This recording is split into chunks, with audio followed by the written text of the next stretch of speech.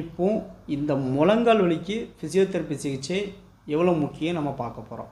அந்த ஃபிசியோதெரப்பி சிகிச்சையில் வந்து பார்த்திங்கன்னா இந்த மூட்டு வலி இருக்கவங்க வந்து ஃபஸ்ட்டு வந்து பார்த்திங்கன்னா வலி வந்து இல்லை வீக்காக இருக்குன்னு சொல்கிறாங்க அப்படின்னா அவங்களுக்கு வந்து பார்த்திங்கன்னா ஃபிசியோதெரப்பி சிகிச்சையில் ஐஸு இல்லைனா ஹாட் வாட்டர் பேக்கு சரிங்களா, இல்லைனா அல்ட்ராசவுண்ட் தெரப்பியான இதே மாதிரி சிகிச்சை முறைகள் ஒன்று கொடுக்கலாம்.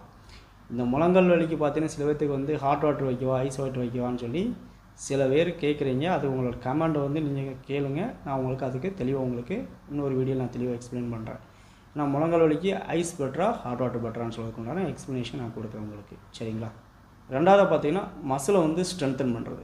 இப்போது முழங்கால் வலி இருக்குது, இந்த முழங்கால் வலிக்கு மசிலை ஸ்ட்ரென்தன் பண்ணுறது மூலியமாக எப்படி எனக்கு வலி குறையும் சரிங்களா அப்படின்னு கேட்குறேன்.